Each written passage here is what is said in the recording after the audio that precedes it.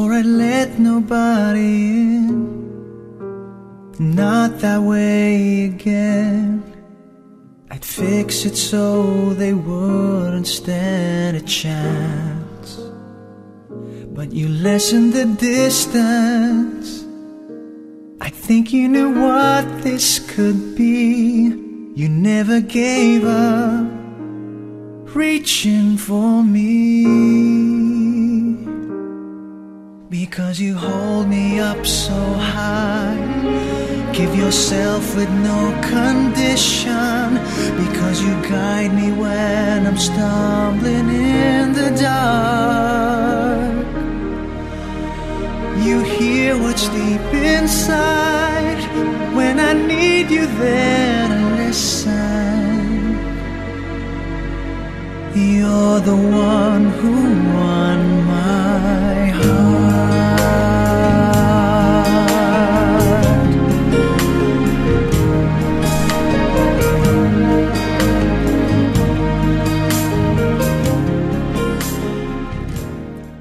Hi Titing, hi Kuya Roy.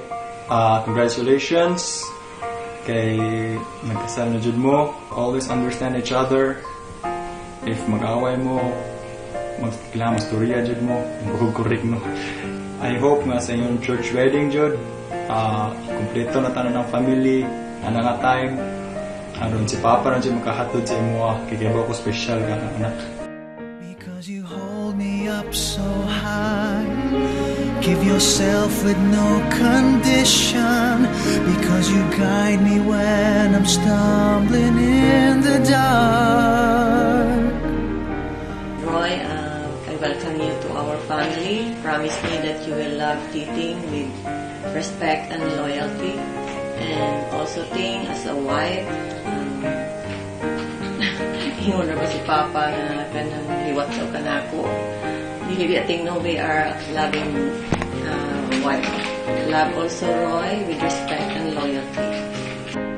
You hear what's deep inside. When I need you there to listen,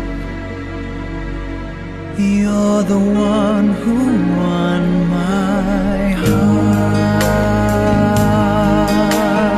Ting, Roy,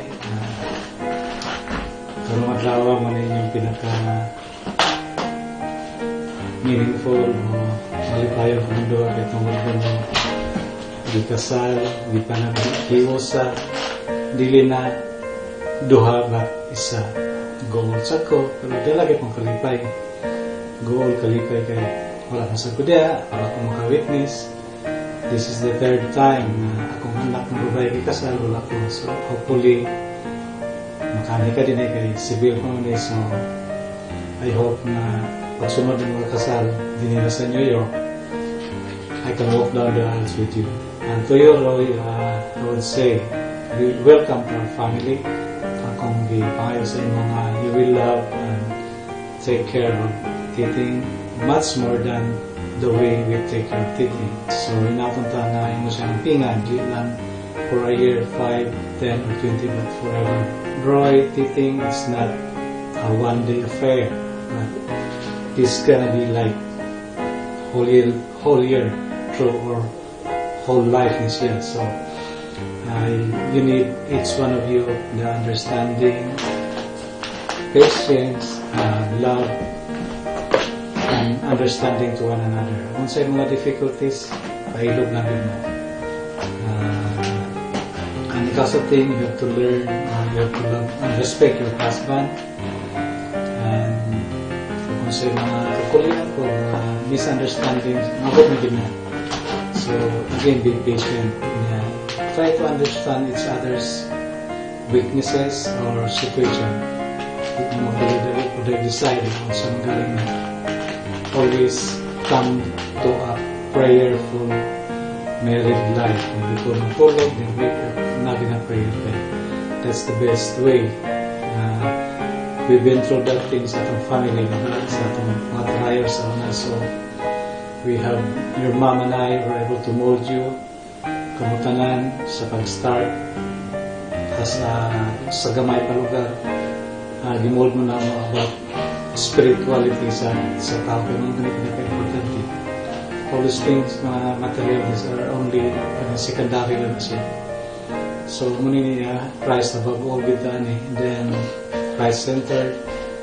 Kay tanan, gihimo sa Ginoo para sa ato. So, mga yagapon ka sa iya. Kung sa'yo mahimpan sa ato.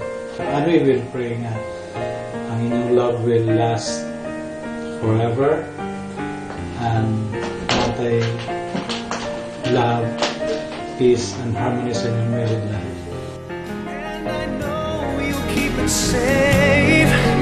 I trust in you that way, to keep in your possession every moment, every day.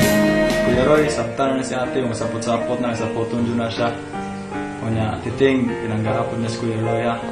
I hope nga magkita-kita at puhon dire, kita tanan, pamilya. Kay mingaw na po rin niyo, bisang pila pa o ka-weeks na wala. I wish you both a happy life, and I love you, and pag-ayaw lang mo diyan rin me, and I miss you. I wish you and Roy the best of everything. Congratulations. Hoping for a good life and best married life. And I hope to see both of you here in New York. Wishing you the best of everything, a fruitful married life. What I mean is, apo. Tungagin ang apo kay si Eli nag-inusara. Love you, King, and love you, Roy. So again, we wish you, or from the bottom of my heart, I wish you both a happy and married life. Congratulations again, Roy. Thank you very much, and we accept you as a new member of the family, the Savio family. I love you both and wish you again a happy and married life. God bless. Take care. Bye. To everybody na nag-attend sa wedding nila Roy and Titing, thank you so much for giving time to spend this big event in their life. Because you hold me up so high, give yourself with no condition, because you guide